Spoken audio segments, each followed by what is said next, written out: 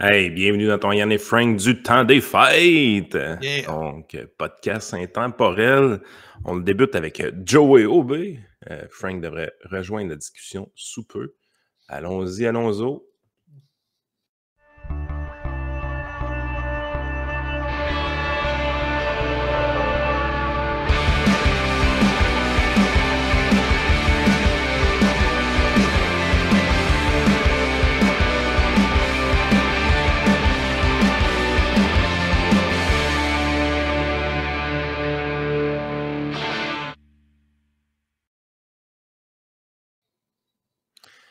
Yes, alors on est le 10 décembre officiellement quand on vous tape ce podcast-là. Joey a mis la main sur des extraits de Feu vert, l'émission de Catherine Perrin, qui Sur vous incite l'environnement. qui vous incite à devenir des bonnes personnes. Oui. Ça, c'est important. C'est important là, d'être des Important, bonnes là. personnes, de recycler, de laver ses boîtes à pizza. Nanana. Fait que là, c'est un bon show. C'est dans ce show-là qu'on a appris la recette du cornestache, évidemment. Oui. On Donc, a appris les fraises fumées aussi, on s'en rappelle. Ça aussi, ça en était un autre. Non, cette émission-là n'en redemande toujours, mais c'est ça. Pour faire. Ça passe, c'est vraiment très niché. C'est une émission Radio-Canada qui passe le dimanche, je pense à la radio de Radio-Canada, puis c'est vraiment uniquement des enjeux environnementaux. Tout ça s'appelle Feu vert. Et cette semaine, ils avaient un segment, puis regarde, je vais le sortir textuellement pour pas se tromper dans le titre, parce que au moins ils font faux, je le donne à Radcan. J'ai pas à me taper l'émission d'une heure au complet. Chaque segment est sorti en extrait. Fait que j'ai pas à tout à me taper ça et à souffrir plus qu'il faut. Fait que faut que je le donne ça. dis-le pas, ils vont arrêter de faire ça. Ouais, c'est ça.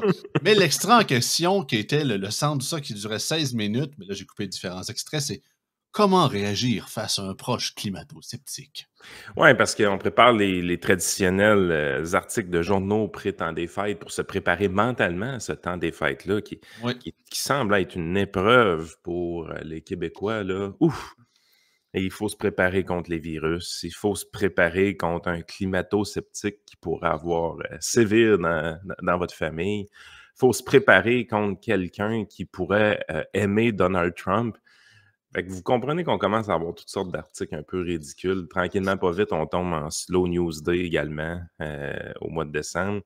Puis quand on tombe en Slow News Day, au lieu de nous parler finalement de sujets très importants que les gens peuvent pousser plus en profondeur parce que justement, il y a moins d'actualité. Fait qu'on aurait juste besoin de fouiller un peu plus. C'était comme un matin, j'avais un article là, que Vincent nous avait passé sur les taux de cancer qui sont en diminution depuis plusieurs années grâce aux technologies, grâce aux médicaments, grâce au dépistage, ainsi de suite. Les taux de mort par cancer, plutôt. C'est plutôt d'aller dans cette direction-là, ben on va dans la sauce. On dit, OK, s'il n'y a pas de nouvelle, on va créer de la nouvelle. Ah non, puis imagine, il faut que tu fasses un show d'1 heure uniquement sur des enjeux environnementaux, puis pas te répéter à chaque semaine. Fait qu'il faut qu'ils creusent des fois dans le très niché. Tu sais, la semaine dernière ou l'autre semaine d'avant, ils parlaient de l'impact des environnemental des jeux vidéo. Tu sais, on s'entend que c'est. C'est quoi, là? Il y a des serveurs, là? Ouais, les consoles de jeux, des affaires de même. Puis Oh my... Attends un peu. L'impact environnemental des jeux vidéo. ouais, j'ai fait un bulletin de nouvelles là-dessus une couple de semaines. Non, t'as peu. Moi, tout, je suis en calvaire. Non, mais tu sais, je veux dire, c'est l'impact environnemental des jeux vidéo. Je veux dire, fondamentalement, la personne qui game beaucoup, là, elle se grouille pas le cul de son divan. Là, je veux dire, c'est quoi? Elle fait venir du Uber? Le gamer mange plus de Uber, fait que ça, c'est pas bon pour la planète. Il pète plus, fait il produit plus de méthane, c'est ça? Ouais. Mais non, c'est ça. Mais c'est ça. Là, on parle vraiment, on amène, bien évidemment, on amène des invités. Un que l'extrait comme de l'intro que je ne présenterai pas parce que c'est un peu du flafla puis ça ne dit pas grand-chose. À part que, bien évidemment, ils ont invité un Français d'un genre d'observatoire des réseaux sociaux qui fait la chasse quasiment à la désinformation et tout ça. Et il y a une prof de l'Université de Sherbrooke qui est comme d'une genre de chaire, de pas tant de trucs. En tout cas, les chasseurs de conspirationnistes, là, on peut-tu se le dire que comme job, là, ça doit être dole en baptême? Puis, en tout cas, Je sais pas comment ils sont les chasseurs de conspirationnistes français, là, mais moi, les chasseurs de conspirationnistes québécois qu'on voit aller, là, ils ont le profil psychologique des gens qui dénoncent. Ben, à l'inverse, ils sont à l'autre bout du spectre, mais c'est... Ils ont les mêmes biais cognitifs. C'est leur némésis, là, tu sais, bonnet blanc, blanc bonnet, beaucoup. Ah, Là, c'est un enfer. Mais c'est ça. Tu regardes aller les gens qui dénoncent les complotistes, puis tu les compares à un complotiste en termes de méthode ou modus operandi, puis tu dis, vous vous ressemblez beaucoup, les amis. Vous dites pas la même chose, mais vous vous ressemblez beaucoup. Ben justement, on commence avec le premier extrait. C'est ça qu'on parle des différents discours. Marie-Ève Carignan, vous êtes professeure à l'Université de Sherbrooke. Vous êtes directrice du pôle média de la chaire UNESCO en prévention de la radicalisation et de l'extrémisme violent. Vous avez piloté un rapport tout récent sur la désinformation climatique au Québec. Puis je vous ai vu hocher de la tête là, quand je disais que le dénialisme augmente. Un nouveau mot, encore. Oui, et j'hochais de la tête aussi parce que quand vous disiez que vous faisiez pas débat sur l'existence du changement climatique, il y a environ 2 semaines, j'étais à un panel organisé par La Science d'abord, un organisme avec lequel je collabore pour vulgariser le consensus scientifique. Et il y avait des gens qui sont des leaders conspirationnistes dans la salle et qui disaient, il faut débattre de est-ce que ça existe ou pas le changement climatique. Puis on dit non, il y a un consensus scientifique très clair sur ce phénomène-là, mais ça revient beaucoup. On voit ce phénomène-là. Et donc, notre étude nous permettait de voir au Québec, au Canada, on avait très peu de données sur est-ce que chez nous, il y a ce discours-là qui est présent. Donc, c'est un premier rapport. On est en train de continuer de creuser, mais qui nous a permis de voir que le même discours dont David parlait en France, qu'on peut l'observer très présent au Québec. Oui. On n'est pas à l'abri, Yann. Non, mais OK. Là, probablement, il y a des gens qui disent qu'il n'y a pas de changement climatique. OK? So what? Qu'est-ce que ça change dans votre vie que des gens disent ça? Puis, by the way, la plupart des gens qui émettent des doutes au Québec liés au changement climatique, vous allez voir où est-ce que je m'en vais avec ça, ne disent pas qu'il n'y a pas de changement climatique. La plupart vont même dire qu'il y en a des changements climatiques qui sont liés à l'activité humaine. Parce qu'il y en a qui disent qu'il n'y a pas de changement climatique. Il y a des gens qui disent que les changements climatiques ne sont pas liés aux humains. Puis il y en a d'autres qui vont dire, oui, il y a des changements climatiques. Oui, une partie de ces changements climatiques-là sont liés à l'activité humaine. Mais vous savez quoi? Les mesures gouvernementales qui sont mises en place pour contrer ça sont inefficaces, trop coûteuses et ne remplissent pas leur objectif. Et, by the way, en termes de pollution, il n'y a pas que le CO2 dans l'atmosphère qui peut être considéré comme une pollution. Toutes nos ressources sont mises vers le CO2 puis le gaz à effet de serre, alors qu'en réalité, peut-être qu'on devrait regarder ailleurs pour la pollution, autant atmosphérique que la pollution des cours d'eau, pollution, ainsi de suite. Ça, c'est un discours que vous allez entendre beaucoup chez les gens de centre-droit. C'est un discours que vous allez entendre beaucoup avec des femmes comme Joanne Marcotte, par exemple, avec son livre, qui est catégorisé de climato-sceptique par j'ai envoyé le segment hier. Non, mais à un moment donné, il faut faire des distinctions. Puis moi, le fait qu'il y ait des gens qui soient plus saucés puis qui disent « Non, il n'y en a pas de changement climatique », qu'est-ce que ça change, Astifie? En quoi ces gens-là nuisent à votre vie? Non, mais ils ne vont pas dans une bonne tangente, Yann. Là. C'est des gens dangereux. Là. On va essayer de faire une distinction entre climato-scepticisme et désinformation. Comment vous opposez ou comparez ces deux termes-là, David Chavalarias? Alors, climato-scepticisme, donc il y a deux formes de climato-scepticisme. Il y a les personnes qui croient qu'il n'y a pas de réchauffement climatique et d'autres qui pensent qu'il y a réchauffement climatique, mais que ce n'est pas l'homme et qu'on n'y peut rien. Ah, d'accord. Mais dans les deux cas, est-ce qu'on dirait que ce sont des gens qui sont de bonne foi, entre guillemets, peut-être mal informés, mais de bonne foi? Voilà, donc après, dans chacun de ces cas-là, il y a des leaders qui, eux, savent à peu près les choses et mentent ostensiblement et qui développent tout un ensemble de narratifs ou de fausses études qui peuvent convaincre certaines personnes qui, elles, peuvent être sincères. Donc, tous les climato-sceptiques ne sont pas adeptes de la désinformation ou ne veulent pas désinformer. Parfois, certains seulement mésinforment, c'est-à-dire qu'ils diffusent de la désinformation, mais sans le savoir. Mais d'après vous, si je comprends bien, à la tête de tout réseau climato-sceptique, toute forme organisée qui cultive le climato-scepticisme, il y a toujours des désinformateurs, des gens qui savent qu'ils mentent? Si vous voulez... C'est difficile d'être dans la tête des gens, mais ce que l'on voit quand il y a la structure de la désinformation climatique, c'est vraiment des leaders d'opinion qui sont là tout le temps et dont on pourra en parler, qui ont certaines caractéristiques qui montrent qu'ils essaye de tromper l'opinion, et après tout un ensemble de graduations de personnes qui suivent au relais, et donc jusqu'à des personnes qui sont sincères. Mais en général, les leaders d'opinion, eux, s'investissent vraiment, et certains sont payés par des entreprises d'énergie fossile, d'autres font ça à des fins politiques, d'autres font ça à des fins géopolitiques, mais souvent il y a une autre motivation derrière que la croyance dans le fait que le réchauffement climatique n'est pas d'origine humaine. OK. Là, il vient de nous dire, grosso modo, qu'il y a des gens qui savent qu'il y a réchauffement climatique, que ces gens-là mentent éperdument en toute connaissance de cause. Puis ces gens-là sont des leaders d'opinion. Et on pousse la note un peu plus loin, sans jamais nommer aucune de ces personnes. On pousse la note un peu plus loin en disant que ces gens-là, leaders d'opinion, qui mentent éperdument en toute connaissance de cause, sont financés par le lobby pétrolier. C'est un peu conspi, ça. Ils se voient-tu aller quand ils font des affaires de même? Pas en tout. Non, mais sérieusement, là, je veux dire, ça chasse le climato-sceptique avec des théories conspirationnistes. Là. Yes, sir!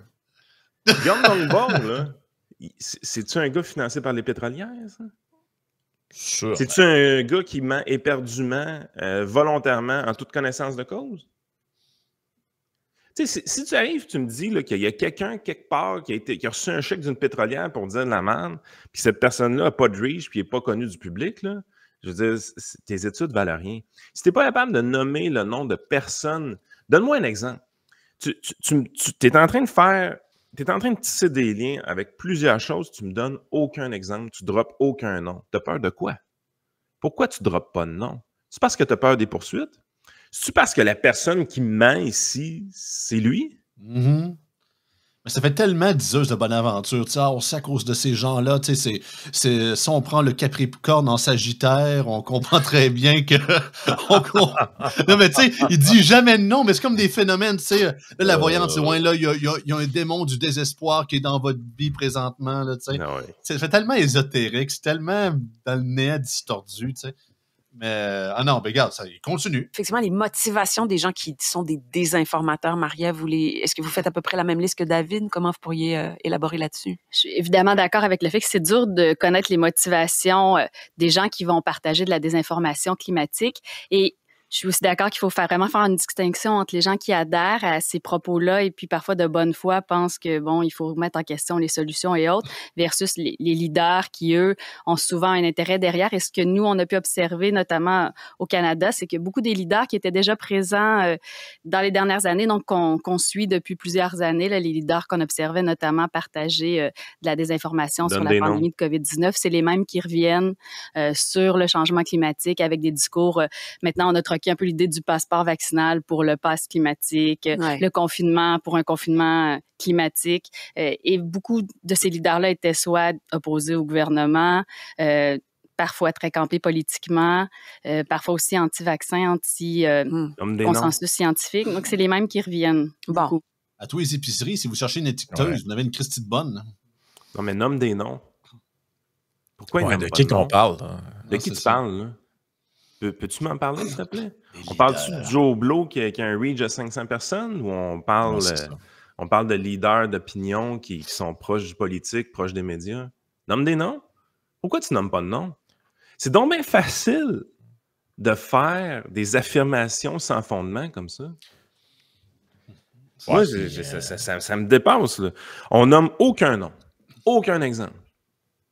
Mais on affirme des choses qui permettent après ça à tout le monde d'aller coller cette étiquette-là à qui mieux mieux. Moi, là, ça me dépasse. Puis, à un moment donné, là, les gens qui se méfient du gouvernement, là, c'est sûr qu'ils vont critiquer les solutions à un problème qui est surfait. OK? Fait que si tu arrives, là, puis tu te dis qu'il faut avoir une grosse taxe carbone, puis qu'il faut taxer plus l'essence, il faut interdire les véhicules à essence, tout ça, ça se peut qu'il y ait des gens qui aiment la liberté qui disent « Hey, time out ». Okay? Ouais, c'est ça.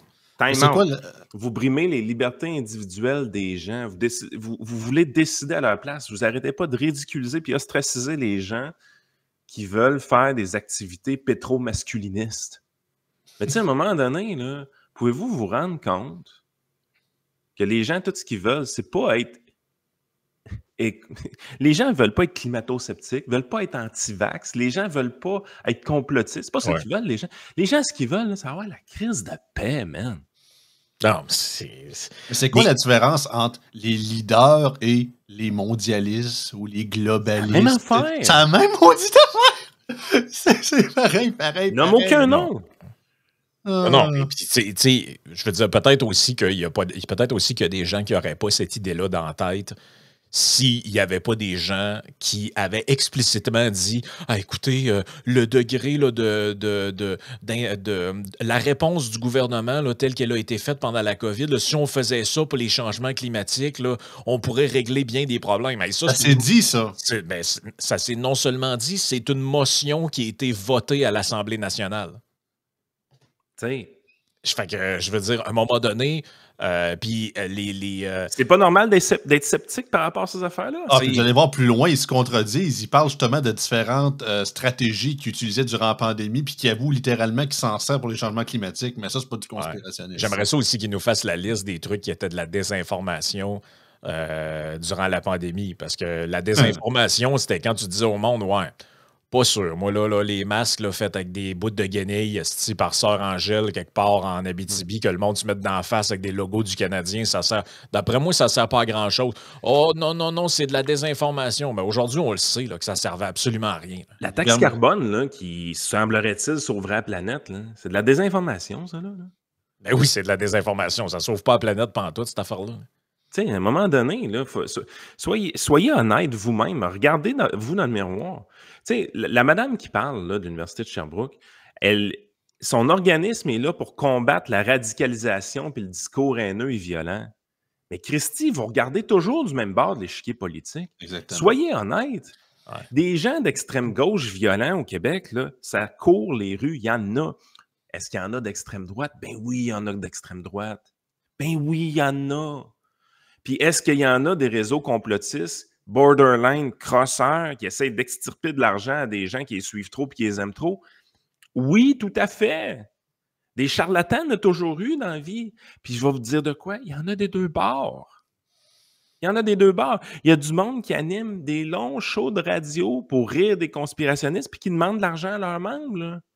Mais à un moment donné, si tu veux être une chercheuse crédible dans les médias publics, ben, tu dois arriver et dire, écoute, on fait des recherches scientifiques contre la radicalisation des deux côtés de l'échiquier politique.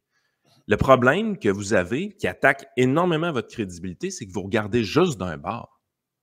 Puis vous tissez des liens absolument fantastiques en étant incapable de taguer des personnes qui ont un réel impact dans le discours public. Oui, puis tu remarqueras dans l'analyse, parce que, tu sais, une année, ces gens-là font semblant un peu de faire l'analyse du... Ça se donne un genre. Oh, et puis, tu sais, c'est toujours un peu le même sujet. C'est comme quand ils disent comment expliquer là, que les gens aient voté pour Donald Trump, ou comment expliquer que les gens se tournent vers Pierre Poilievre ou Giorgia Meloni, peu importe l'exemple. Vous remarquerez que il n'y a jamais le début du commencement d'une reconnaissance que peut-être ces idées-là et cette vision politique est légitime, il y a une valeur en soi.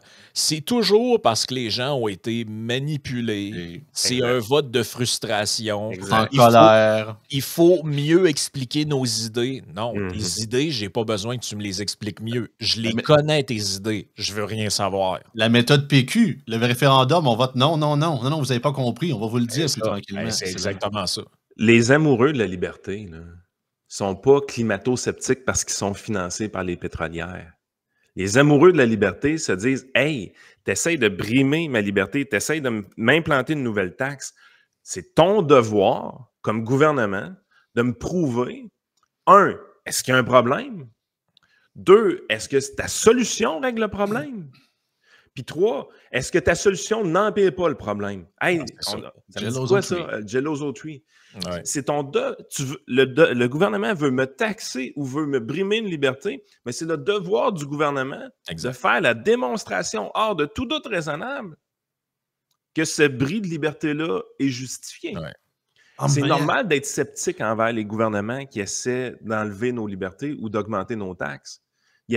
C'est extrêmement humain comme démarche. Puis moi, ce que je vais dire, puisque plusieurs gens vont dire du côté droit de l'échiquier politique, des gens tout à fait raisonnables qui disent que oui, il y en a des changements climatiques, puis oui, une partie de ceux-ci sont générés par l'humain. Mais même à ça, ces gens-là qui aiment la liberté vont vous dire vos mesures liberticides ne sont pas justifiées. OK? Vos mesures ne passent pas le test de l'analyse coût-bénéfice. Est-ce qu'on a le droit de dire ça encore en 2024? Ah, ben là, t'es allé beaucoup trop loin, ils ne comprennent pas, là. On a une planète à sauver, Yann. Ouais, là, on parle de fact-checking. Qu'est-ce que ça donne, le rétablissement des faits, ce qu'on appelle souvent le fact-checking? Est-ce que c'est efficace contre la désinformation climatique? Puis dans quel type de canal il faudrait faire circuler cette information-là pour qu'elle soit efficace selon vous, David? Alors, ce qu'il faut savoir, c'est que le fact-checking a un effet relativement limité dans certains cas. C'est quelque chose de très important pour vérifier pour les journalistes ou pour certaines personnes, mais la plupart des personnes qui sont exposées à la désinformation ne reçoivent pas le fact-checking parce qu'elles sont dans des chambres d'écho ou des sphères informationnelles, en tout cas sur certains réseaux sociaux, où en fait elles sont entre elles, il y a un entre-soi et ils se répètent ces formes de désinformation et ne vont pas lire les médias, on va dire, informés. Ils vont même, il y a une entreprise de détachement, on va dire, des citoyens de leurs médias traditionnels, des scientifiques, pour qu'ils aillent se rattacher à des sources de médias moins fiables. Et ça, c'est vraiment quelque chose de très proactif de la part des influenceurs climato-sceptiques et puis d'autres influenceurs de désinformation. Donc, il faut bien comprendre que le fact-checking n'est pas forcément suffisant, même si c'est important. Il y a des choses là-dedans qui ne sont pas dites, malheureusement. La plus grosse application de nouvelles qui est utilisée par monsieur, madame, tout le monde est les gens qui feraient partie de la complosphère ou le climato-scepticisme, le réseau climato-sceptique dénoncé par ces gens-là, utilisent énormément la plateforme X. Et sur X, quand tu lis ou tu partages une nouvelle ou que tu aimes une nouvelle qui finalement se trouve à être une fake news, ou du moins qui se fait faire une community note, tu reçois une notification de X te disant « Hey, ce que tu as partagé, là, pas sûr. Okay? » La plateforme X t'envoie une notification, puis tu lis la community note. Des fois, les community notes, c'est vrai que c'est drôle, parce que c'est le fun, les community notes, ça joue des deux bords de l'échiquier politique. Mm-hmm.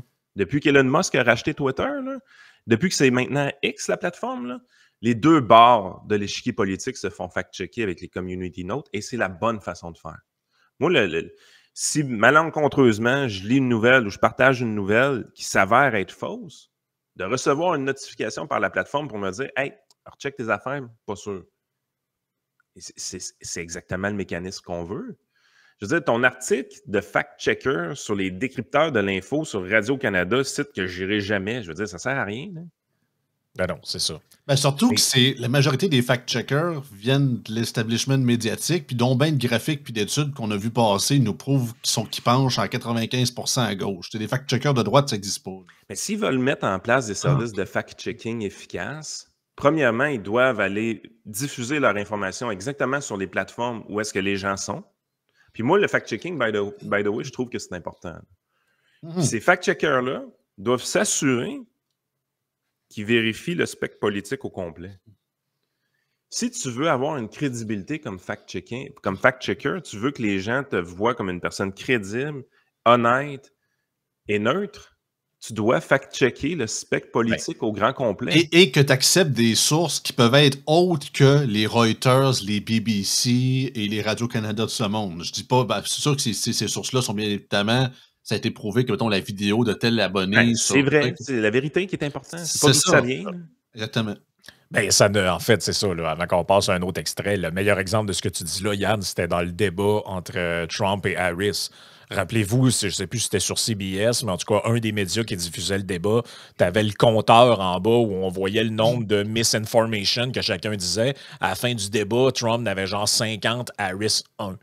Puis là, j'étais comme, excuse-moi, là, même moi, live, en l'écoutant, je pouvais facilement noter au moins une quinzaine d'affaires qu'elle disait que c'était pas vrai. Puis notamment, un des trucs qui a fait le tour du monde, c'est sa célèbre déclaration quand elle dit « On est le premier gouvernement qui a aucun militaire en fonction à l'étranger. Hey, » ça, c'était malade. Là. On voit les militaires qui sont genre en Syrie ou je sais pas trop, ou au Yémen.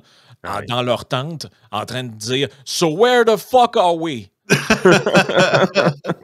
Ah non, ça, c'était malade. Puis tu sais, je veux dire, ce débat-là, mettons que tu fais vraiment l'exercice pour de vrai avec une firme de fact-checking, puis ça finit, moi, je sais pas, 45-37 du côté de Trump, puis 37 du côté d'Harris. Moi, personnellement, comme personne qui suit la politique depuis très longtemps, ce serait mes attentes très normales dans un débat de ce genre-là. Oui, alpha and alpha ou 60-40. Puis qu'il y en ait de la désinformation. Je veux dire, sérieusement, si tu écoutes un débat politique, puis ton espérance, c'est réellement que les deux politiciens disent la vérité, je veux dire, sérieusement, là, t'es mûr pour Robert Gifford. Là. Ben oui. Non, ça n'arrivera jamais. Là. Ben oui, puis avec une couverture, c'est parce qu'en plus, ils ont une manière de présenter ça comme quand c'est Trump, c'est de la désinformation, puis c'était une fake news, puis quand, mettons, c'est Tim Walz qui invente qui était à Place Tiananmen quand il y a les soulèvements, qui invente que son fils a été témoin d'une fusillade, c'est qu'il invente tout ça. On dit toujours, ouais, c'est du embellishment. Ouais, une erreur humaine. Oui, de la fake news de gauche, ça s'appelle du embellishment. Ça, c'est solide, c'est quand même solide. Ah, non, Trump, quand il dit que 10 millions au lieu de 7 millions de telle affaire, c'est du embellishment. Je pourrais vous dire aussi c'est du embellishment. Puis tu sais, gardez une chose en tête, on n'arrête pas de le dire, une bonne théorie du complot part de choses qui sont factuelles, qui sont vraies, puis après ça, c'est les liens qui sont tissés qui font en sorte que ça devient ridicule. Ben, je m'excuse, hein. Le monsieur, quand il parle, là, tout ce qu'il dit est vrai.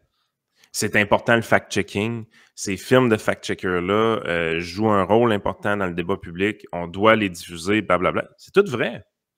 Le problème n'est pas là. Le problème, c'est que tes firmes de fact-checkers, ils penchent toutes du même bord. C'est ça. Et quand est-ce que vous allez réaliser que le problème est causé directement par vous-même? Non, c'est ça. C'est self-inflicted ce qui se passe. Yes. On continue. Par contre, expliquez à ces gens-là comment la désinformation se construit. À votre avis, est-ce que c'est une piste intéressante? Et si oui, comment faire porter ce message-là envers des gens qui sont déjà en train d'être, je dirais, manipulés? C'est une piste intéressante. Il y a plusieurs recherches sur l'inoculation. Donc, justement... L'inoculation. Comme un vaccin. Voilà, donc en amont, expliquez voilà comment le discours risque de se construire, voilà les discours auxquels vous allez être exposés. Bien, ça aura un effet parce que là, au moins, il y a une espèce de mise en garde, puis on devient plus prudent face à certains contenus. On dit, ah oui, j'avais su que, par exemple, on allait me dire que là, il y a les feux de forêt arrivaient, bien, qui sont peut-être provoqués pour telle raison par des gouvernements, par des stratégies d'ONG. Donc là, je suis mis en garde sur ce discours-là et je vais être un peu plus sceptique face à ce discours-là. Ça a été testé, ce processus-là que vous appelez inoculation? Oui, donc il y a différentes études qui montrent que ça peut être efficace. Évidemment, il faut continuer à tester. Avec notre équipe, nous, ce qu'on veut faire dans les prochaines années, c'est tester d'autres approches, plus de dialogue avec des gens qui doutent justement du changement climatique ou des solutions. Donc, on essaie de tester notamment l'entretien motivationnel, donc des approches qui vont être plus dans la discussion, l'écoute, la médiation. Bon. Elle n'a jamais parlé à un vrai climato-sceptique en personne pour penser que l'approche conversationnelle dictatique. Hey, écoute bien. Mais juste le fait qu'ils mélangent les deux affaires ensemble, qui n'ont pas d'affaires à être mélangées. Là. Le fait en lui-même ou le phénomène naturel en lui-même versus les solutions à y apporter, ça n'a pas rapport. C'est pas la même chose.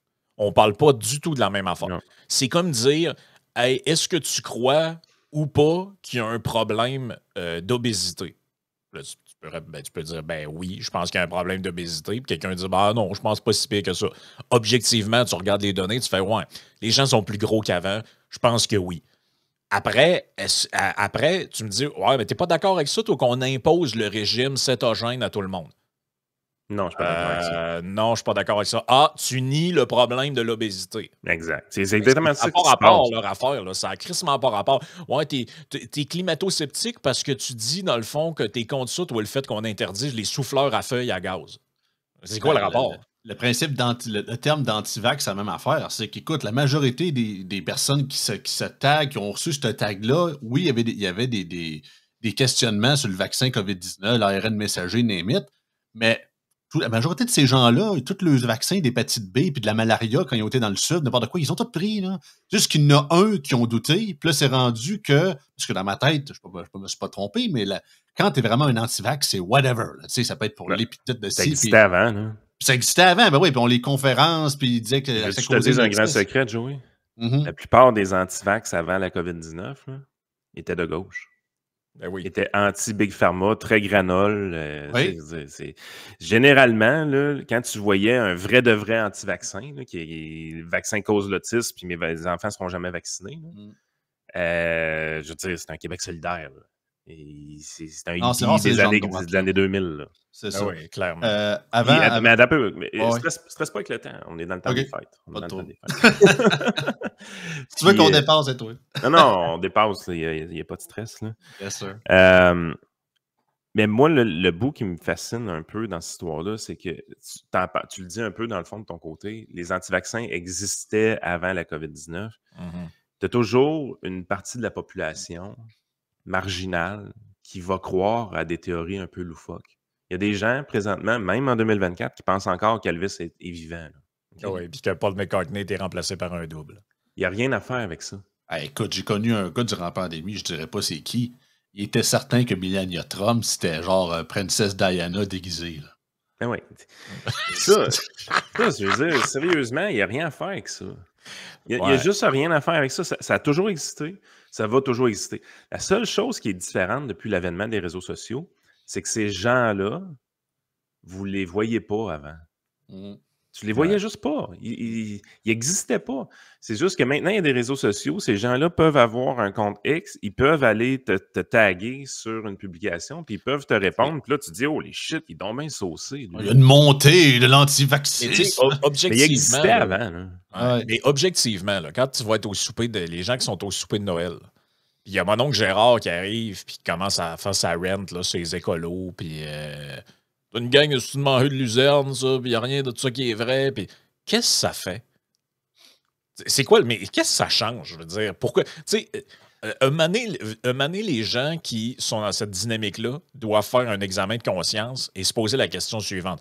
Pourquoi ça m'atteint à ce point-là et pourquoi je me sens l'obligation d'entamer une discussion avec mon oncle Gérard? Au lieu de faire la méthode Patrick Huard. Au lieu de faire ce que moi je fais généralement, là, tu passes ou tu changes de sujet. Tu fais, hey, tu suis le Canadien? Mais ton exemple est bon parce que nous autres, de notre côté du spectre politique, qu'est-ce qu'on va vivre dans le temps des fêtes? Puis on n'est pas en train de se victimiser là, quand je dis ça. Je te dis qu'ils ont bien fait de mettre les culottes les hosties de médecins qui travaillent au public.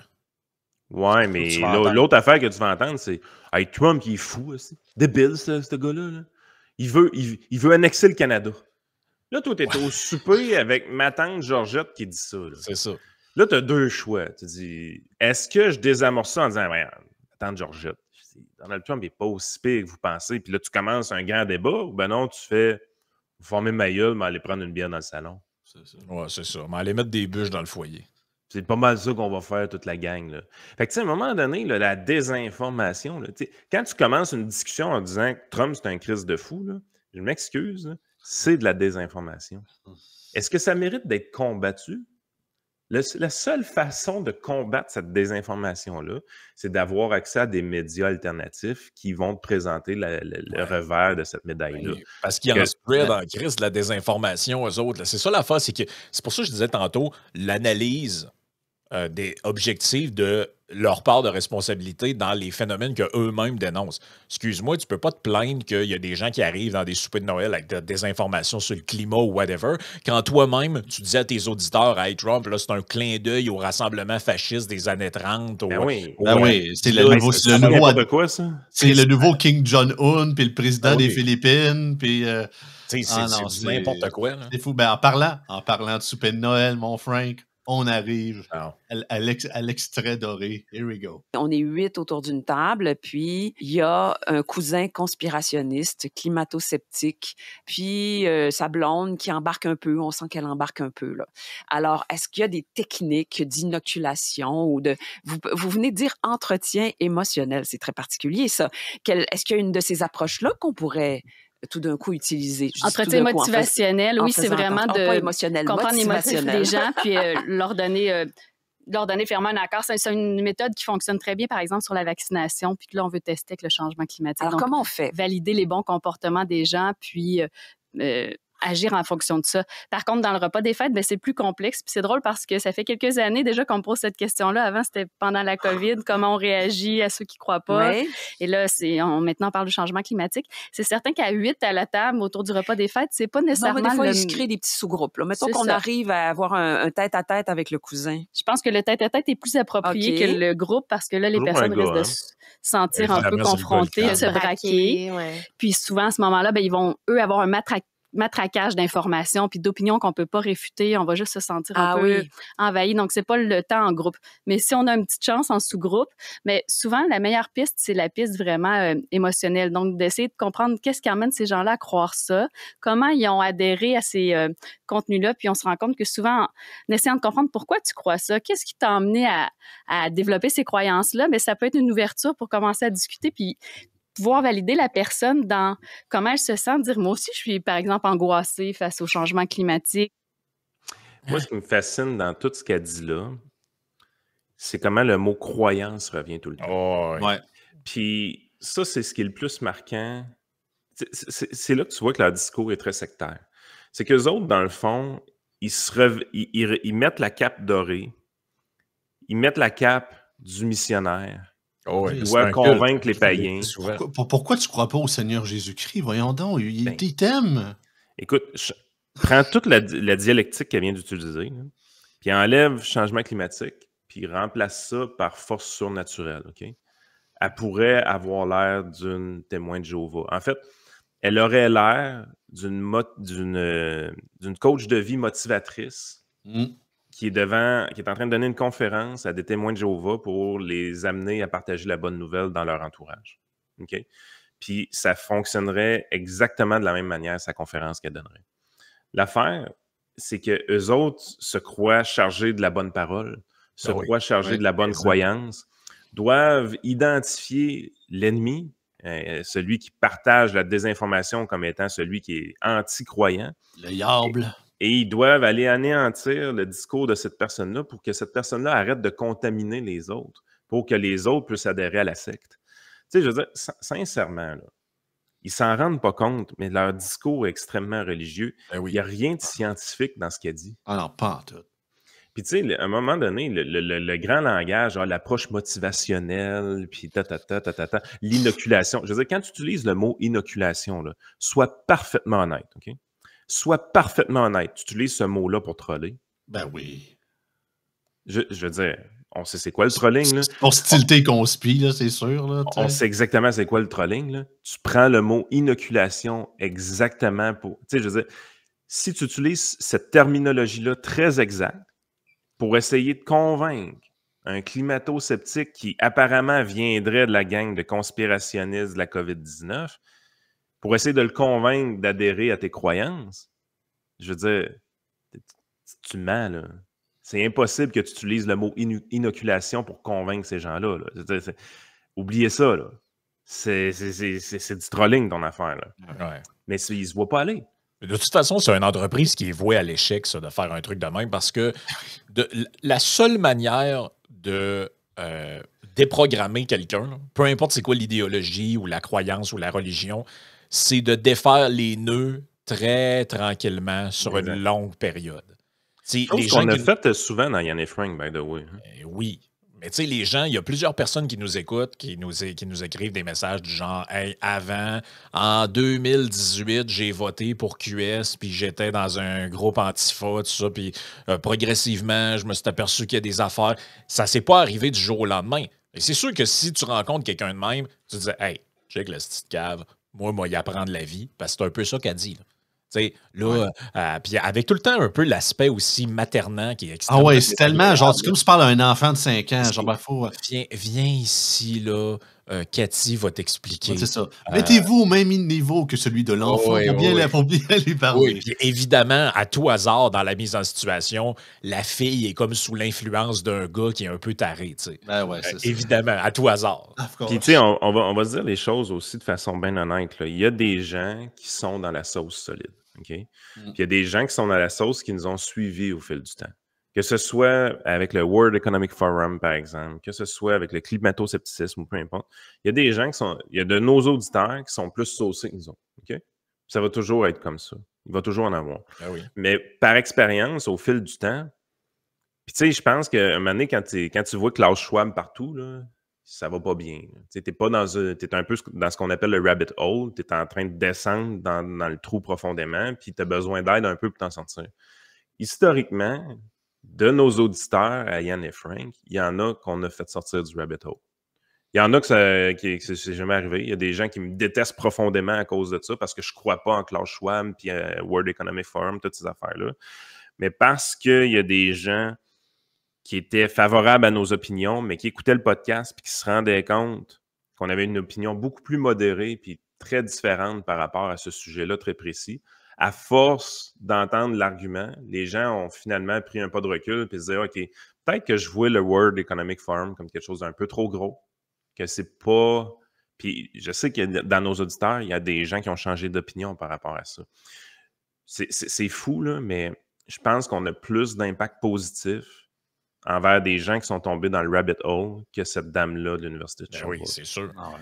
Puis la raison pourquoi on a plus d'impact positif, c'est qu'en ayant un discours cohérent, construit autour de la liberté, sceptique envers le gouvernement, on a tendance à avoir l'oreille de ces gens-là.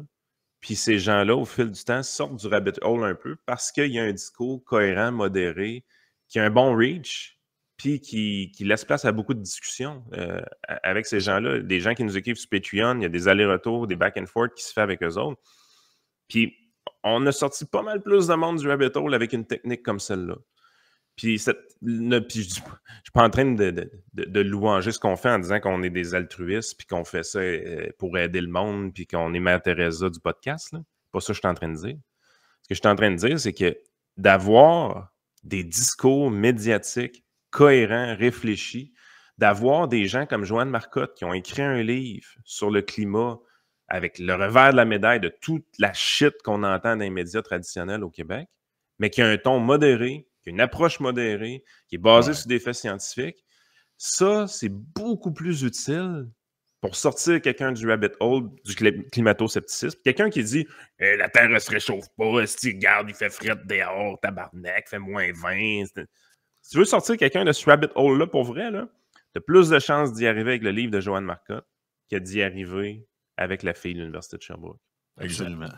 On continue. Beaucoup de leaders climato-dénialistes ou climato-sceptiques aujourd'hui, en fait, il y a 6 mois, ils étaient anti-vax, anti-système, et puis à un moment donné, ils étaient pro-russes. Et donc, par exemple, ça, c'est des choses qu'on a réussi à quantifier, puisqu'on a des observatoires donc où on a plusieurs dizaines de millions de comptes qu'on suit depuis plusieurs années. Et donc, on peut voir que, notamment, par exemple, en France, il y a eu une communauté climato-sceptique qui a émergé en 2022. Et en fait, son principal leader, 6 mois avant, il était exclusivement anti-vax, et puis au moment de la guerre en Ukraine, il a fait du relais de la propagande du Kremlin. Et ce que l'on voit, c'est qu'il y a une très forte interpénétration entre ces différentes sphères, et qu'il y a une espèce de narratif global qui est plutôt anti-système, anti-élite. Voilà. Et que, quel que soit en fait le thème, on va surfer. Et donc en fait, une réflexion qu'on peut avoir, c'est d'accord, la personne, elle vous dit que le climat n'existe pas, mais c'est quoi ses compétences ? Parce qu'il y a 6 mois, en fait, elle parlait pas de ça. Et former un climatologue, un spécialiste du climat, c'est 3 ans de thèse, plus, etc., etc. Donc, on ne devient pas spécialiste. Je comprends. C'est ce qu'on appelle les toutologues. Les toutologues. Je trouve ça intéressant parce que c'est la même chose qu'on a observé au Québec puis au Canada. En fait, c'est les mêmes leaders qui disaient il n'y a pas de COVID, qui avaient des fois un discours QAnon aussi, qui maintenant disent ben, le CO2, c'est bon pour les plantes. Voilà, finalement, il n'y a pas de changement climatique ou les solutions ne sont pas les bonnes. Donc, la même chose ici qu'on observe, c'est ces mêmes leaders-là qui ont le discours sur le déni climatique. Les leaders qui parlent, encore là, hein, le monsieur nomme aucun nom, la madame nomme aucun nom. Le monsieur, apparemment, il analyse des dizaines de millions de comptes. Sérieux, là, on se fait-tu bullshiter? Tu sais, je veux dire, c'est des charlatans, là. On se fait-tu bullshiter un peu? Là? Bullshit, là. Suivre quelques comptes. Tu sais, je veux dire, come on, là. Un observatoire, ça, c'est comme si... Tu sais, dans l'image du public qui écoute ça, c'est comme si tu voyais une quarantaine de personnes qui rentrent au laboratoire le matin avec leur côte en sarrau blanc. Oui, puis il y a des écrans partout au mur avec quelqu'un qui bouge des affaires avec son doigt. Là. Puis l'intelligence artificielle, puis là, on observe et on surveille. Puis, écoute, il y a un gars avec le casque, là, comme dans X-Men, là, le Cérébro. Là. il est connecté puis il voit tous les messages en temps réel. Ah non, mais c'est beaucoup moins sophistiqué que ça, leurs affaires. Okay? Mais je vais dire, comme Jason Bajada nous disait, quand, tu sais, il dit, moi, ce qui me sidère le plus, c'est les gens qui disent, ah, moi, je comprends pas telle affaire. Je suis pas capable de comprendre telle affaire. Il dit, moi, je réponds souvent, mais est-ce que tu as essayé de comprendre? Genre, genuinely. Est-ce que tu as sérieusement essayé de comprendre en allant voir, par exemple, des figures qui ont de l'air un peu modérées sur la mouvance que tu suis pour voir qu'est-ce que ces gens-là disent et essayer de comprendre le point de vue, ou ce que tu fais, c'est que tu as pris des exemples les plus loufoques, les plus saucés, puis tu t'es dit, regarde, c'est tout. Parce que j'imagine qu'il fait référence à quelqu'un, je sais pas à qui il fait référence, mais tu sais, le gars qui sera en même temps pro-russe, qui dit que la COVID n'existe pas. Mais tu sais, puis ce gars-là, à qui il fait référence, doit probablement exister. Je sais pas c'est qui, mais il doit exister. J'ai une idée c'est qui pour vrai, là, mais... Ouais, mais qu'il nomme. Pourquoi il ne nomme pas? Mais l'affaire, c'est la raison pourquoi il ne nomme pas, c'est qu'il lui porte des accusations et des intentions graves. La raison pourquoi il ne nomme pas, c'est qu'il a peur de se faire poursuivre. Mais tu te caches derrière le grand discours scientifique et d'experts sans nommer de nom. La raison pourquoi tu n'oses pas nommer le nom, c'est que tu as peur des poursuites. À un moment donné, tu es là, tu te dis, crime, attends un peu, là, c'est-tu vrai ce que tu dis ou c'est pas vrai? Non, c'est ça. Non, c'est ça. Parce qu'il donne suffisamment d'indices. Je veux dire, il est en France, là, puis il donne suffisamment d'indices que même toi qui es au Québec commences à se douter de qui il parle. Mais il nomme pas son nom. Non. Tu sais, je veux dire, à un moment donné, moi, cette technique-là, je suis plus capable. Je suis vraiment plus capable de ça. Puis la fille, quand elle arrive, puis qu'elle dit, on en a des pareils qui ont des tendances QAnon. Hey, on navigue proche de ce milieu-là depuis très longtemps. On sait tous qu'elle parle d'Alexis Cossette-Trudel. On sait tous qu'elle parle de lui. Puis elle n'ose pas le nommer. Elle n'ose pas le nommer parce que probablement qu'ils doivent associer des affaires, puis maintenant, ils vont tomber sur quelque chose, puis lui, il va pouvoir dire « Mais j'ai jamais dit ça, vous me diffamez, vous dites n'importe quoi sur moi. » C'est ça. Puis tu sais, c'est quoi l'impact réel d'Alexis Cossette-Trudel au Québec? Sincèrement, là. En tout cas, ça a sûrement beaucoup baissé depuis la pandémie. Là. Au début, il y avait quasiment il y avait beaucoup de reach. Là, au début, il y avait un gros reach. Oui, il y avait du reach, mais je veux dire, sérieusement, là, dans le discours public, là, à un moment donné, on surfait des phénomènes marginaux. Là. Je veux dire, est-ce qu'Alexis Cossette-Trudel parle à 15 % de la population du Québec? Non. 5? Non. Il parle à maximum 1 à 2 % des gens. C'est miniature, là. C'est insignifiant. Là. Probablement. Tu sais, je veux dire, 1 % des Québécois, là, on est 8 millions. Là. 1 %, c'est 80 000 personnes. Ah oui. Alexis Cossette-Trudel ne parle pas à 80 000 personnes à tous les jours. Là. Mais c'est ça revient un peu à la réflexion que j'ai dans ma tête depuis le début, c'est mais qu'est-ce que ça peut bien vous foutre que Jean-Claude puis Marie croient pas au changement climatique ou aux solutions à... Ça, c'est le bout qui est le pire encore. Là. Mais laissez... ça. Je veux dire, il y a du monde qui sont... En ce moment, là, il y a du monde qui pense qu'ils sont hypersensibles aux ondes. Ils ferment le routeur le soir parce qu'ils pensent que le modem Internet lui donne le cancer du cerveau. Pis tout. Il y a plein d'études qui démontrent que l'hypersensibilité aux ondes, c'est de la foutaise totale. Il y a du monde qui croit à ça. Qu'est-ce que tu veux qu'on fasse? Je veux dire, qu'est-ce que tu veux qu'on fasse? Non, c'est ça. Ils sont de même, c'est tout. Il y a des gens qui pensent, il y a des gens qui croient au pouvoir des chakras, puis d'autres au collier de noisetier, puis il y a des gens qui vont marcher Jean Talon se faire tirer l'avenir par une diseuse de bonheur. Qu'est-ce que ça peut vous foutre? C'est ça, Marcel Leboeuf, c'est quand qu'elle fait ses enquêtes sur Marcel Leboeuf puis ses colliers de noisetier? Non, mais c'est vrai, là. Oui. Ah oui. Mais là, justement, en parlant de conformisme et tout ça, il faut implémenter ça dans les écoles. Là. Bon, alors ça peut être une chose à signaler poliment à quelqu'un avec qui on a ce genre d'échange. Oh, est-ce que par hasard, tu étais aussi anti-vax ou ça va juste craquer la personne?